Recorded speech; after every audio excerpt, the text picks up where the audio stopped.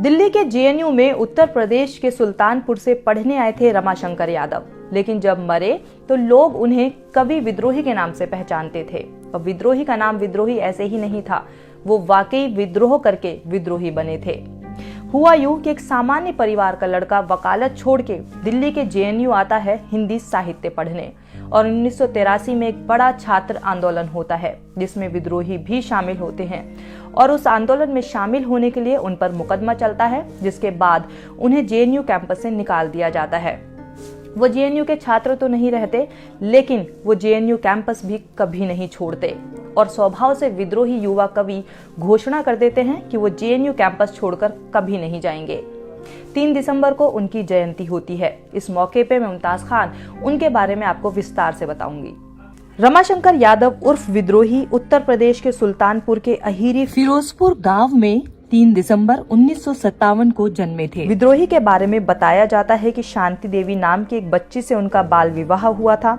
शांति जी पढ़ने स्कूल जाती थी और विद्रोही जी भैंस चराते थे। गांव के लोग कहते थे रमाशंकर अनपढ़ है, इसकी पत्नी इसे छोड़ देगी।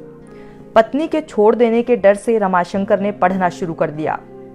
बीए किया, एलएलबी करने की कोशिश की, लेकिन पैसे के अभाव में पूरी नहीं हो सकी। तो 1980 में वे एमए करने जेएनयू आ गए। जेएनयू ने उन्हें आंदोलन में शरीक होने के जुर्म में छात्र नहीं रहने दिया। जेएनयू में रहने का ठिकाना ना होते हुए युवा कवि जेएनयू के जंगलों में, पगडंडियों पर, गलियारों में घूमता रहा, सोता रहा, कविता लिखता रहा, छात्रों को पकड़ पकड़ कर व्यवस्था की पोल खोलता रहा। जेएनयू के छात्रों को विद्रोही की विद्रोही कविताओं से प्यार हो गया। कुछ ने उनको एक खानाबदोश कवि के रूप में जाना, तो कुछ ने उनका नाम सुना। कुछ लोगों ने उनको इंटरनेट पे पढ़ा, तो कुछ लोगों ने उनको यूट्यूब पर देखा। विद्रोही जी आजीवन अपनी कविताओं को सुनाते रहे, बोलते रहे। विद्रोही ने कभी अपनी कविताओं के लिए कलम या कॉपी का इस्तेमाल नहीं किया।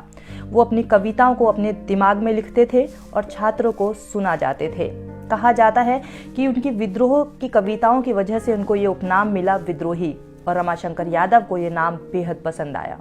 विद्रोही खुद को जनता का कवि कहते थे और अंग्रेजीदा जेएनयू कैंपस में ठेठ भाषा में कविताई करते थे। उन्हें जानने वाले बताते हैं कि वो खुद को कबीर की मौखिक परंपरा से जोड़ते थे और कभी उन्होंने कोई प्रयास नहीं किया कि उनकी कविता कहीं छपे।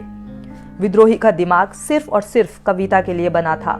वे अपनी कविताओं को अपने दिमाग में संग्रह करते थे, ठीक उसी तरह जैसे कालिदास, कबीर, तुलसीदास जैसे कवियों की तमाम कविताएं उन्हें ज़बानी याद थी। दिल्ली और जेएनयू में होने वाले प्रदर्शनों में अक्सर विद्रोही पहुंचते और अपनी कविताएं सुनाते। कई बार उनकी कविताओं से ही कार्यक्रमों या प्रदर्शनों का समापन भी होता था। वे सत्ता के चरित्र को बखूबी पहचानते थे। अंतिम समय में उन्होंने ऑक्यूपाई यूजीसी में जेएनयू छात्रों के साथ जंतर मंतर पर एक मार्च में हिस्सेदारी की, और इसी प्रोटेस्ट के दौरान 8 दिसंबर 2015 को 58 साल की उम्र में विद्रोही जी का निधन हो गया।